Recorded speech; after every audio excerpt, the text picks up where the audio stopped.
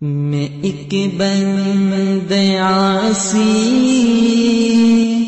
ہوں، خطا کار ہوں مولا۔ الحمد للہ وکفی وسلام علی عبادہ الذین اصطفی، اما بعد فاعوذ باللہ من الشیطان الرجیم، بسم اللہ الرحمن الرحیم۔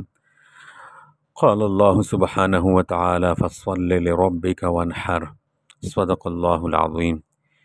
اس سے پچھلے درس نمبر 2 کے اندر بتایا تھا قربانی کرنے پر کیا کیا ہمیں ملے گا، تو آج کے درس میں ہم بتائیں گے کہ قربانی کرنا کس پر واجب ہے۔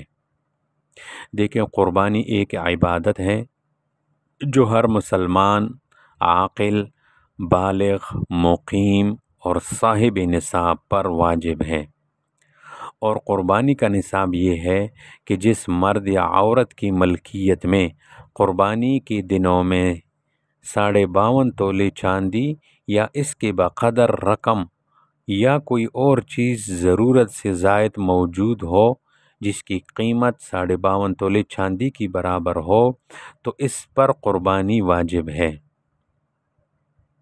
اور یہ ضرورت سے جو زائد چیزیں ہے اس کی قیمت 52.5 تولے چاندی کی برابر ہو۔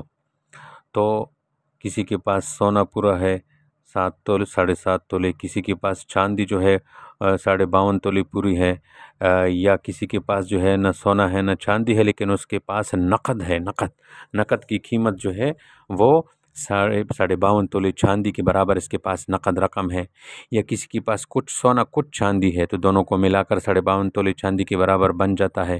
کچھ سونا کچھ نقدی پیسے ہیں، ان دونوں کو ملا کر دیکھا جائے گا کہ 52.5 تولے چاندی کے برابر قیمت ہوئی یا نہیں۔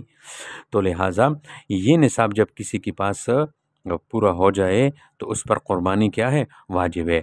قربانی واجب ہونے کے لیے نصاب کے مال، رقم یا ضرورت سے زائد سامان پر سال گزرنا شرط نہیں ہے، یہ بھی یاد رکھیں، اور تجارتی ہونا بھی شرط نہیں ہے کہ کسی کے پاس جو ہے ضرورت سے زائد کوئی اشیاء ہو، اور وہ جیسے زکوٰۃ کے اندر یہ شرط تھی نا کہ وہ اس کے اوپر جو ہے وہ تجارتی ہو، لیکن یہاں پر جو ہے تجارتی کا ہونا بھی شرط نہیں ہے۔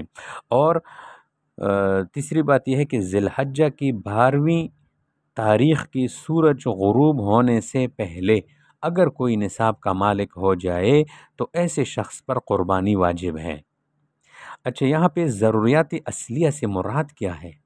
یہ جو ہم کہتے ہیں نا کہ ضرورت سے زائد، یہ ضروریات اصلیہ، اس سے کیا مراد ہے؟ ضرورت اصلیہ سے مراد وہ ضرورت ہے جو جان اور آبرو سے متعلق ہو، یعنی اس کو پورا نہ ہونے سے، یعنی اسے پورا نہ ہونے سے جان یا عزت اور آبرو کا اندیشہ ہو، مثلا کھانا پینا، پہننے کے کپڑے، رہنے کا مکان، اہل صنعت اور حرفت کے لیے ان کے جو پیشہ ہے، کسب ہے، ان کے اوزار، یہ سب کے سب ضروریات اصلیہ میں داخل ہے۔ اور ضرورت سے زائد سامان سے مراد یہ ہے کہ وہ چیزیں انسان کی استعمال میں نہ ہو، اور ہر انسان کی ضروریات اور حاجات عموماً دوسرے سے مختلف ہوتی ہے، اور راجح قول کے مطابق ضروریات کو پورا کرنے کے لیے اشیاء کو جائز طریقے سے اپنی ملکیت میں رکھنے کی کوئی خاص تعداد شریعت کی طرف سے مقرر نہیں ہے، بلکہ جو چیزیں انسان کے استعمال میں ہو اور انسان کو اس کے استعمال کی حاجات پیش آتی ہو اور وہ اشیاء تجارت کے لیے نہ ہو تو ضرورت اور حاجات کے سامان میں یہ ساری چیزیں داخل ہے۔ لہٰذا جو چیزیں انسان کے استعمال میں نہ ہو اور اس کو ان کی حاجت بھی نہ ہو تو وہ ضرورت سے زائد میں شامل ہے۔ قربانی کے نصاب میں اس کی مالیت کو شامل کیا جائے گا۔ تو انشاءاللہ یہ بات بھی آپ حضرات کو سمجھ آئی ہوئی ہوگی کہ قربانی کس پر جو ہے واجب ہے۔ انشاءاللہ تعالی اب اگلے درس میں پھر یہ بتائیں گے کہ جانور کی قربانی کے جانور کون کون سے ہیں، اور اسی طرح قربانی کے جانور کی عمر جو ہے وہ کتنی ہونی چاہیے۔ اللہ تبارک و تعالی ہم کو عمل کرنے کی توفیق عطا فرمائے۔ وآخر دعوانا ان الحمد للہ رب العالمین۔